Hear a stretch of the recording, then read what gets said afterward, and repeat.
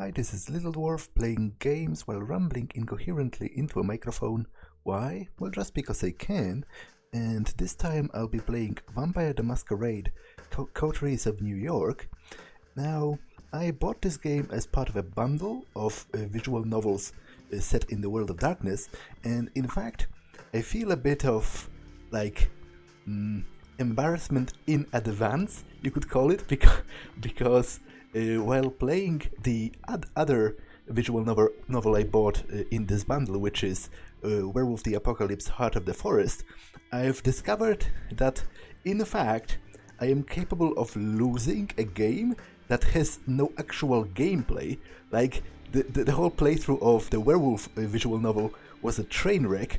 I literally accomplished nothing and failed in every single last of the tasks that was set before me.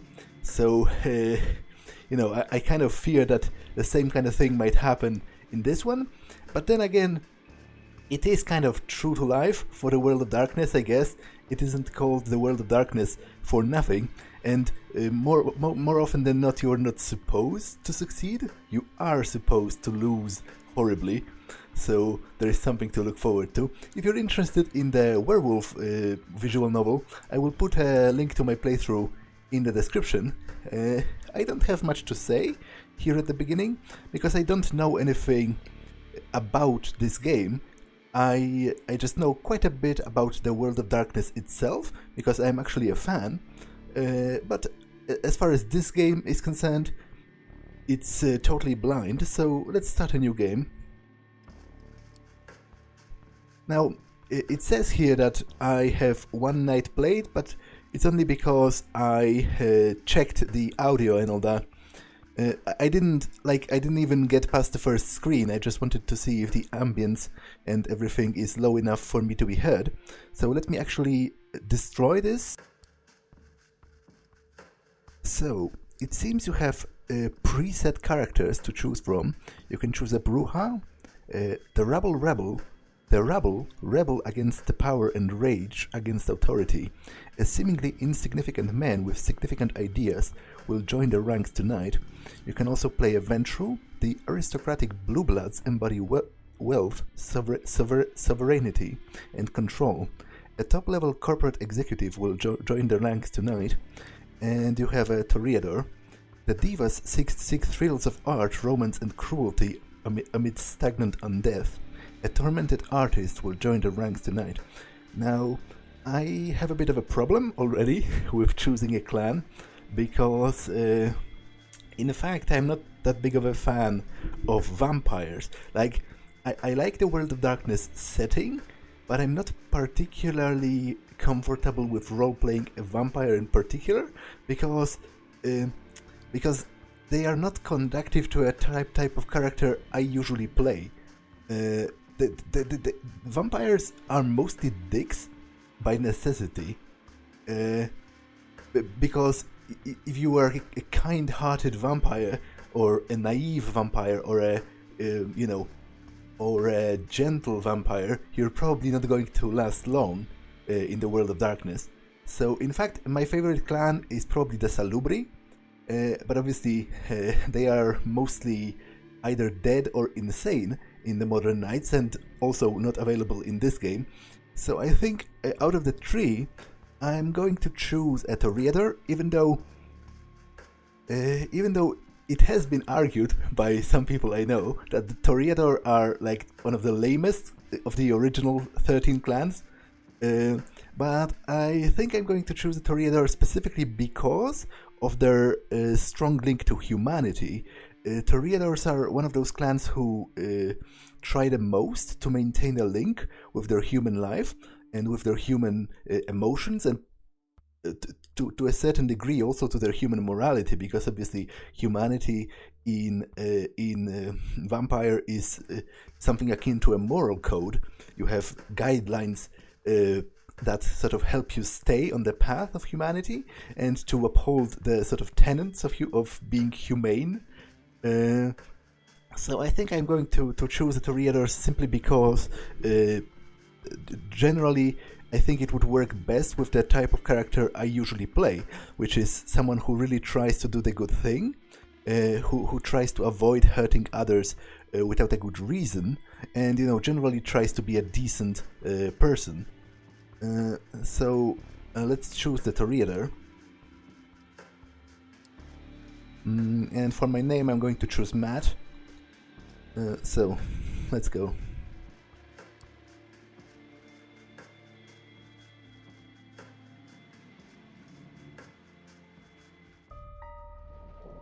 New York taught me to believe in fate.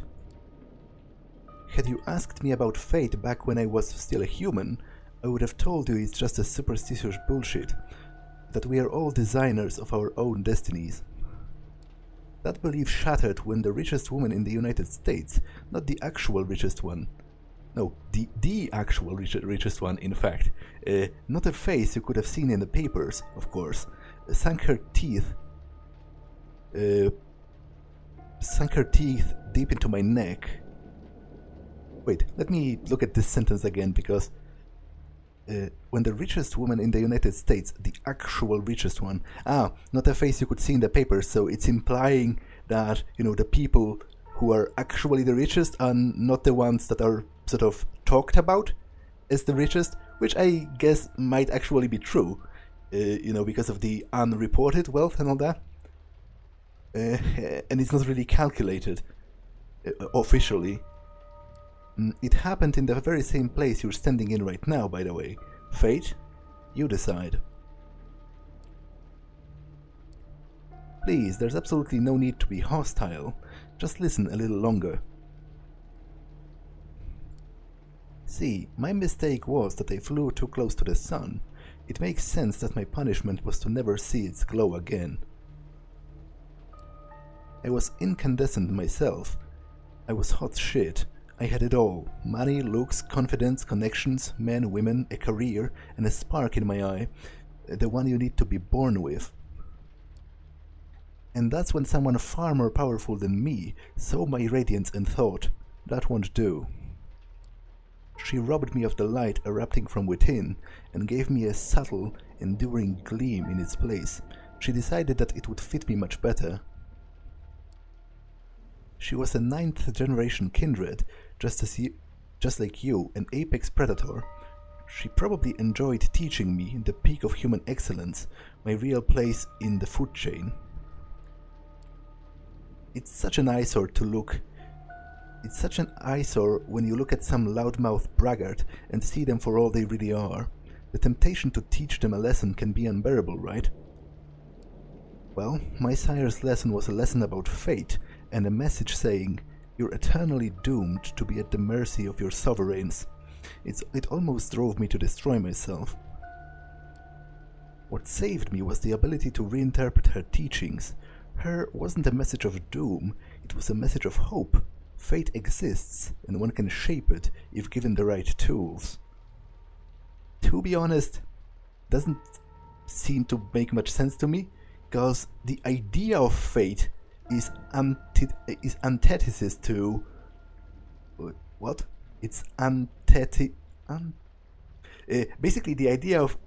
however you say it, what I mean is, the idea of fate is the exact opposite of the idea of choice. Like, the whole concept of fate means that that you have no choice, right? Because things are destined to happen. If you can shape your quote-unquote fate, then it's no longer fate. This is some... this sounds pretty pseudo-philosophical to me. It sounds like someone who tries to sound deep, but in the end gets kind of lost in his own message. My sire didn't believe my tools were fitting for the job. She considered them toys, and me just her amusing subject. Well, she's deader than dead now, and I'm still here, standing right where she stood when we first met. You might have wondered how I've learned about your arrival to the JFK airport. My answer is, of course, destiny. As luck would have it, today happened to be a day some of my associates were inspecting the coffins. Oh, wait, so did I arrive, like, as a dead body? I guess that makes... That makes some sense, but not much, to be honest, because vampires can pretend to be alive quite effectively by using the power of their blood to appear alive. So it seems, what's the word? It seems like an inconvenience to pretend to be dead and fly the whole. Although, wait, I guess that depends. Yeah, that depends if it's a night flight or how long it will take, right? Because obviously you cannot fly during the day, because you would burn in the plane. So I guess that I take that back. That kind of makes sense, to pretend to be dead and just be asleep inside your coffin while they fly you to wherever you need to go. Driving you here straight from the plane and having you wake up in such an unfamiliar place was a little desperate, and I apologize for it.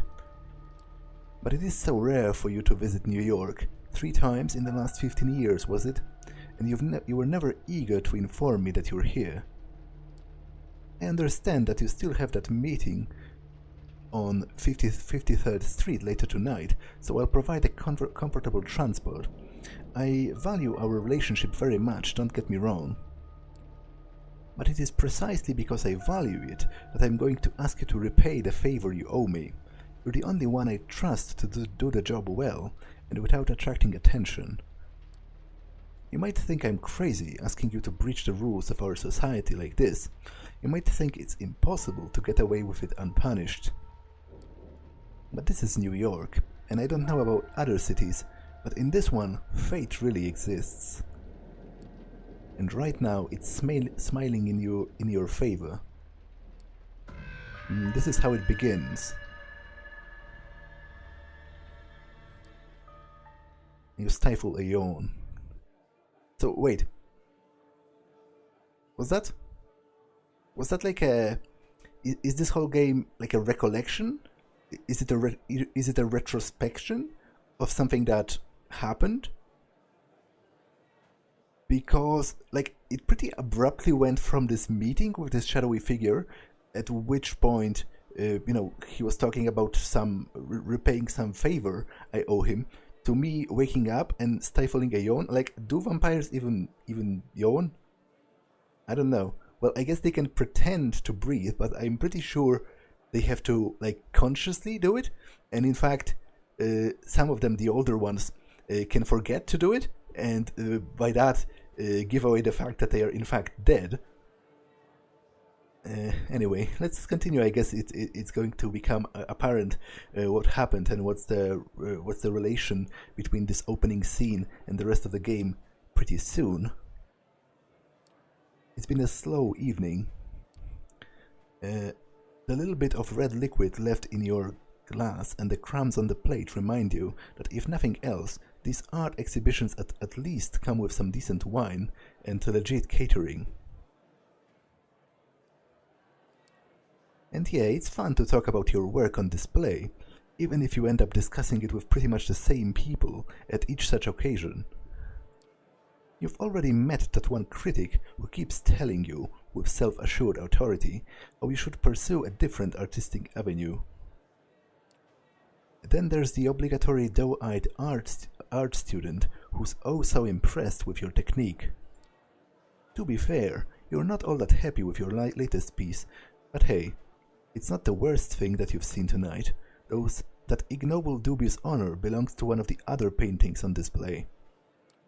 And yet, its author, currently being paraded around by his rich parents, has barely been able to grab a bite of the fancy canapes?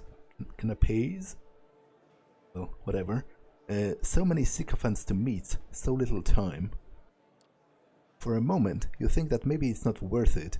Maybe you should take the critic's advice, cut your losses, sell out to some corporation and get it over with. And, as if the universe wanted to validate the train of thought, that's the exact moment your sister Emma decides to pop into your view. So, let me get this straight. Cushy corporate jobs are selling out, but supporting a billionaire's vanity project is totally fine with you.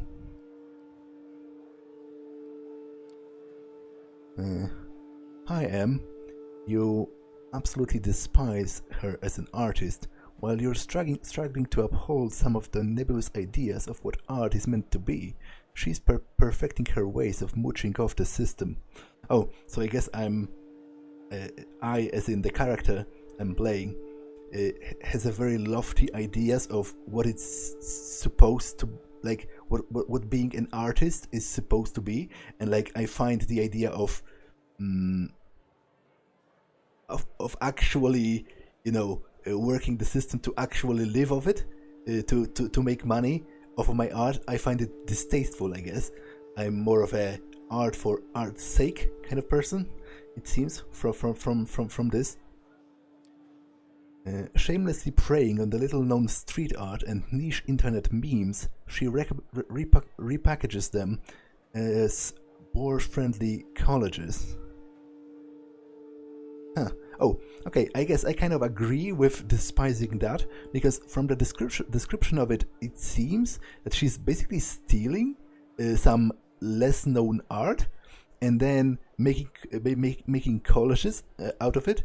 So that's kind of distasteful, not to mention also potentially illegal. I guess that the line is kind of blurry because it depends on how much do you alter it, I guess. Does it become a new piece? Does it become a transformative work? But even then, I do believe that might in fact be illegal. Not to mention, even if it is, even if it skirts on the border of being legal, it's still kind of scummy. So I guess I'm giving a point back to my character for sticking to his principles and disliking his sister for doing that. So it's perhaps no wonder that the New York Times has recently dubbed her a mind-blowing explorer of digital art's extreme possibilities. But in spite of all of that, you absolutely love her as a person, even as you welcome her by smacking the back of her head, a gesture... Oh, damn it. A gesture that's something. Can I go back?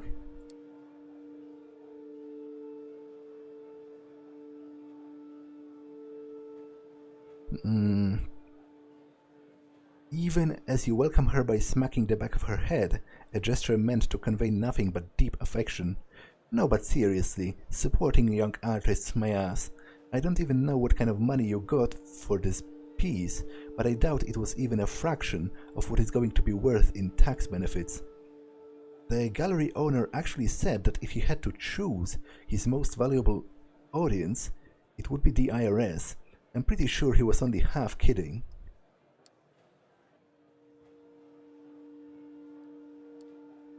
You mumble a non-answer and then segue into a different subject, trying to preemptively quell her repeated offers to get you a steady job.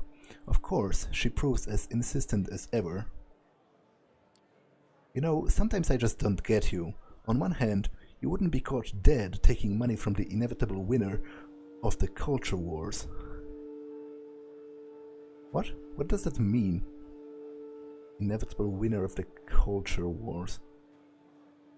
Well, whatever, let's continue. I guess maybe it's going to become apparent later in the conversation. On the other, if someone gave you the chance to collaborate on some dumbass Oscar bait flick sponsored by Larry Ellison's bailout fund, you would do that shit for free. She rolls her eyes and asks, "You know what the only difference is between the art scene and the culture industry? The culture industry actually pays your bills." So I guess she's implying that the quote-unquote art scene is basically all the people who do it for the idea of doing it and are in fact broke, and the culture industry, quote-unquote, is the people who pretty much practically do the same thing. It's still making what amounts to art, in general view at least, but doing it in such a way that they can actually support themselves. Which I guess I'm firmly in the camp of belonging to the art scene as opposed to the culture industry. To be honest, personally, I don't have any strong opinions on this subject. Like, I kind of admire people that do things, that make art simply because they like it and simply because it fulfills them, and don't really care about getting rich off of it. But then I would never, like, as long as you, because as I said, the subject with the protagonist's sister and her taking like stuff off the internet and lesser known works and then redoing them is kind of murky, both on legal and moral grounds. But in general, I don't have anything, like, I don't despise people who make money off of their art, even if they do it specifically, like, even if they tailor it specifically just to make money. Like, everyone has to live somehow. Like, if people are willing to pay for it, then, like, what's wrong with that? What's wrong to produce entertainment? Not every art piece has to be some profound, deep, shit of philosophical proportions. Sometimes you just produce things that are fun for other people to consume, and they pay you for it. Like, I don't see anything bad with it. So I can understand how my sister finds me, as in the protagonist, kind of pretentious. But I do also understand him to a way. I just don't. I just don't have such a strong opinion on this subject personally.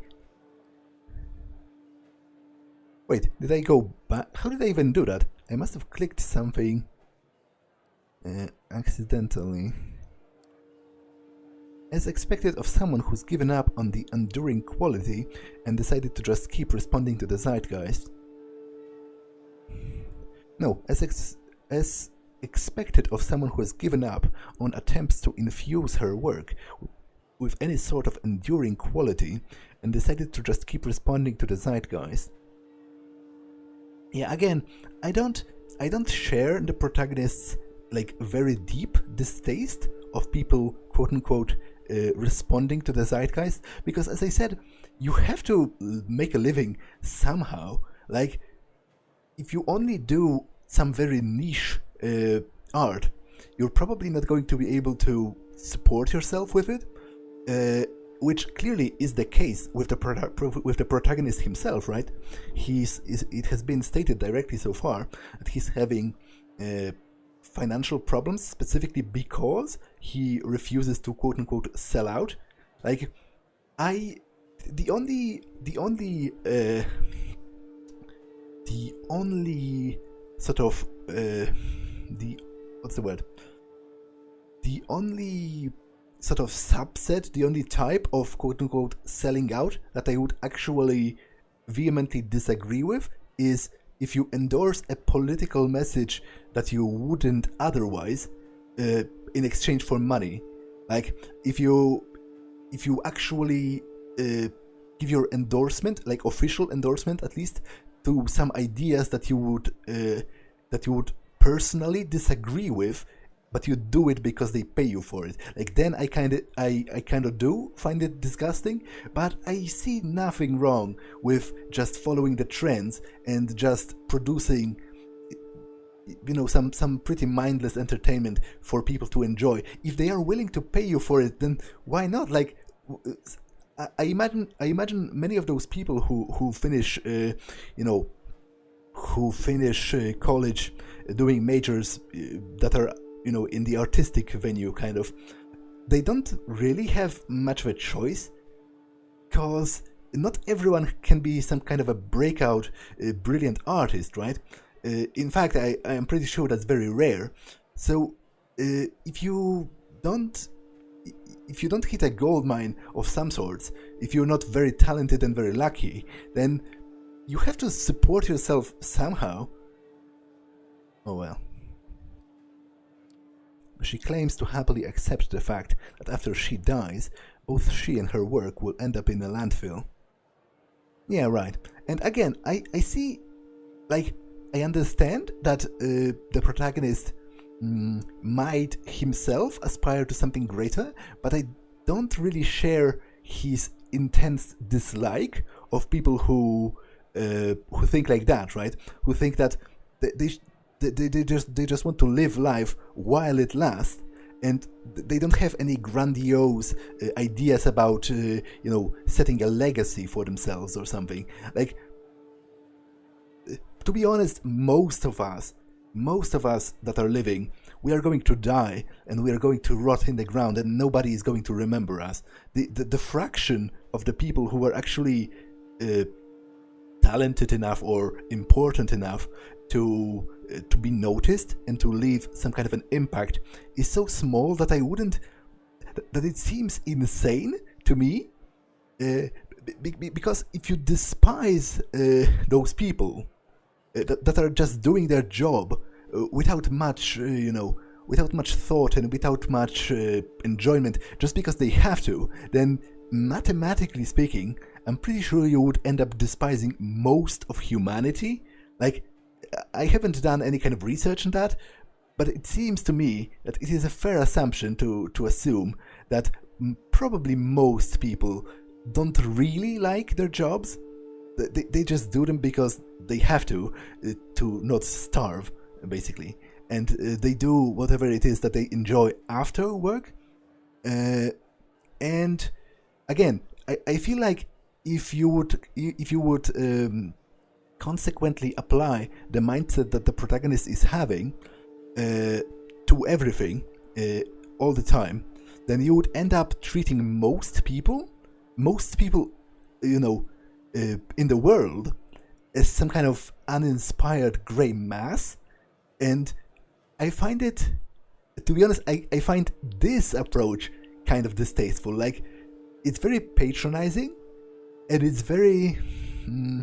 it has this air of supposed sense of superiority. Like, somehow my character thinks that he's better because he's currently starving, because he supposedly has some grandiose ideas on the importance of art. Like, I get those ideas, and I get his aspirations for doing something, better with his life, or for leaving some kind of a legacy behind him.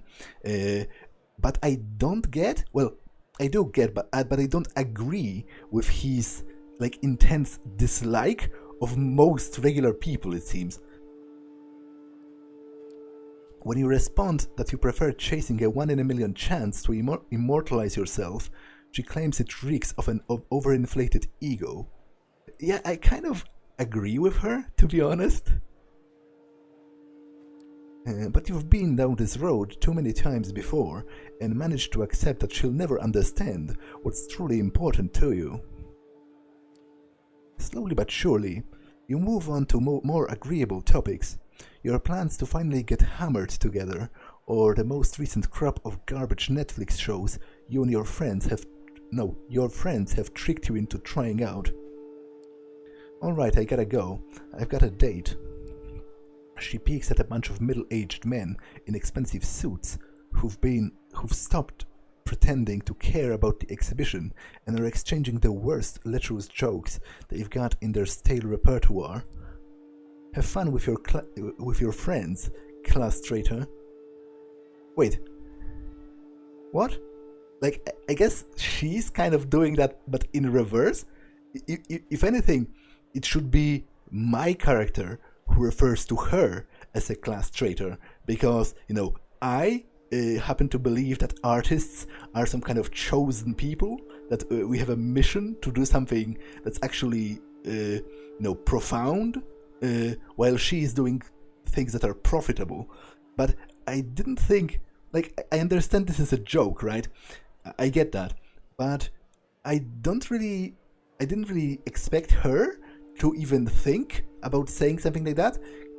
I didn't think she cares about the distinction, She gives you a hug and heads for a nearby elevator. There goes the pleasant part of the evening. Still, you decide to delay the inevitable and catch a quick smoke break.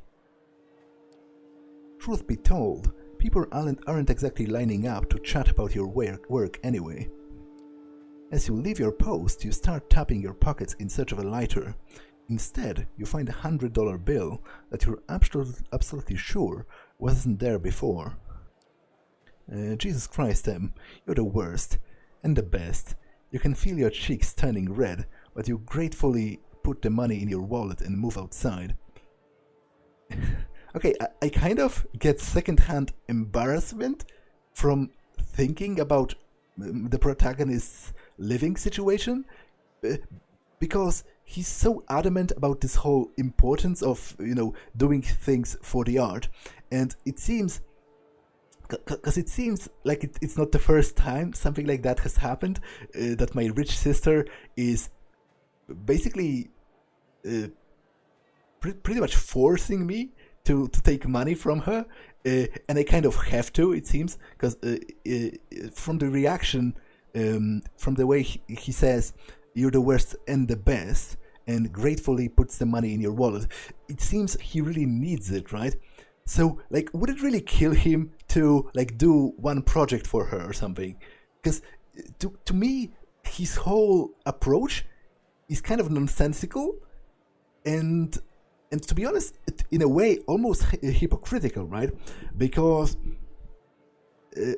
and I guess she pointed it out herself, because he's so vehement about, being an artist for art's sake, and only doing things that he finds profound or insightful, and not doing things for money. But in the end, he still takes money from his sister, just because she is his sister.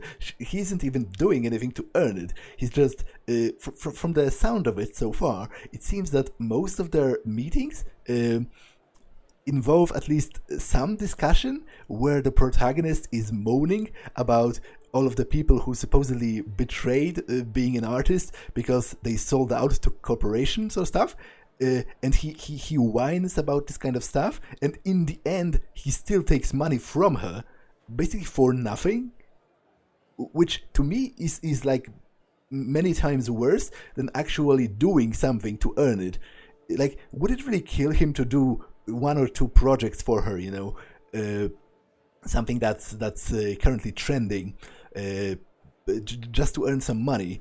Does he really think it's better and more virtuous to just take money from her because she's his sister? It doesn't sit right with me, to be honest. I wonder if the protagonist will sort of change during the course of the game. Will I have different options? Because so far, there wasn't any option of choosing dialogue. He's just saying stuff by himself. But I wonder if he will be a different character by the end of it. I suppose he will be, judging from the fact, because I don't think he is a vampire yet, which again would probably make, because there was a mention of him eating, right? And vampires can't really eat. They sustain themselves solely on blood. If they consume human food, they would regurgitate it after a while, they would vomit it up, because their stomachs no longer work. So obviously, I'm pretty sure the character is going to change simply by virtue of being a vampire, because that's quite an earth-shattering event. But I was thinking more along the lines of his personality and his approach to life. When you reach the balcony, you look out at the New York City and light the second last cigarette left in the pack. And you're alone. It's not silent. The metropolitan hum is ever present, even this high up, but it's a good deal more intimate than what's behind your back. You lean over the railing and look down. The streetlights beckon more than usual. In your mind's eye, you see yourself as a final artwork, beautifully splattered all over the pavement. So, does he have suicidal thoughts, or is it just a fleeting image? Because, that's actually something that's pretty richly described in literature. This sudden urge to jump off high places or something. Even if you are not usually suicidal, people have reported this exact kind of feeling when they are standing in when they are standing in a high place, like of this feeling of imagining what it would be like to jump off.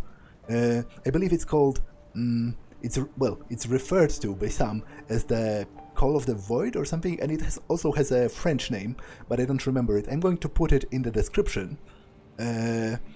Well, I guess let's continue. Probably the game is going to tell me if he has been thinking such things often, or is it just, a random thought. Working title, Delusion of Grandeur. The author, a brilliant artistic soul crushed by the unfeeling reality, gone too soon. You chuckle and flick the cigarette into the air. It's interesting that he both kind of realizes that he might have delusions of grandeur, but in the description of the artist of the piece itself, he still calls himself a brilliant artistic soul. Freshened up by the night's cool breeze, you squeeze back into the stuffy interior. You barely make it a few steps before lethargy sets back in. It's like you never left. Still, something in the room feels different. Your eyes are drawn to a handsome young man, neatly dressed and groomed, exuding the air of a true artiste. And the best part? He's intensely looking at your painting. The gallery is almost like an art installation itself. Now, people are standing in silent awe, the guy like a beacon drawing everybody's attention. Hushed conversation about the guest can be heard from every corner of the gallery. Your heart is pounding with excitement, and you approach feeling like a kid trying to get closer to a deer in the wood, but afraid you'll scare it away. The man turns to you and stops, and you stop in your tracks, entranced. So, this is one of your pieces? You manage to mumble an affirmation. Tell me about it, please. As you start discussing your inspiration, technique and process, the man's eyes lock onto the painting again. He keeps interjecting, making knowing remarks. This guy gets it, he really gets it. The world around you disappears. You'll say anything, do anything to keep his attention on you, but you realize you don't need to. He's into your art, he's into you. I want to buy it, and I want your company. I need to talk to you. You will like what I have to say. Spoken matter-of-factly, served straight up, like he knows you won't refuse, and that you can't refuse. An hour later, you find yourself at his apartment, one of many, you presume, with your self-esteem all but patched up, and your head full of fine vintage. You tell your host a lot. In fact, it seems like you're telling him everything. Where you came from, how you ended up in New York City, how you had to take out a loan to appear at tonight's event, how you took the long look down the balcony. Oh, so judging from this, I imagine it was an actual, suicidal ideation, because he I don't think he would have even thought longer about it if it was just a random thought. Like, it seems he was actually considering, at least for a brief moment, committing suicide, and he's now confiding in this other guy who I presume is probably a vampire, right? And that's why he's so magnetic. That's why he's so. That's why he exudes this air of confidence, and that's why he fascinates the protagonist so much, because one of the more common, I don't know actually if it's common, maybe it's actually unique to only a couple of clans, but what I mean, one of the powers that some vampires in the World of Darkness have is a discipline called presence, which basically manipulates the emotions of other people. And in fact, one of the powers in this discipline is literally called awe, which as the name implies, makes other people intensely drawn to you and instinctively impressed by you, and basically makes them want to spend time with you, which I imagine is something that is probably happening here. That you thought about taking the plunge, and that this time you were only half joking. Yeah, right, that's kind of what I figured. You feel miserable, you start crying, he holds you in his arms, you feel calmer, the tears stop flowing. It's been so long since you had someone you could just talk to. You could not just talk to, but communicate with, be seen by. Who knows, maybe there is hope for you yet. That feeling of bliss is the last thing you remember before passing out. Okay, you know what? I feel like this might be a decent point to end this first episode, because I imagine the passing out, if I had to guess, wouldn't be just from the wine. And I don't know how quickly the action is going to move after this.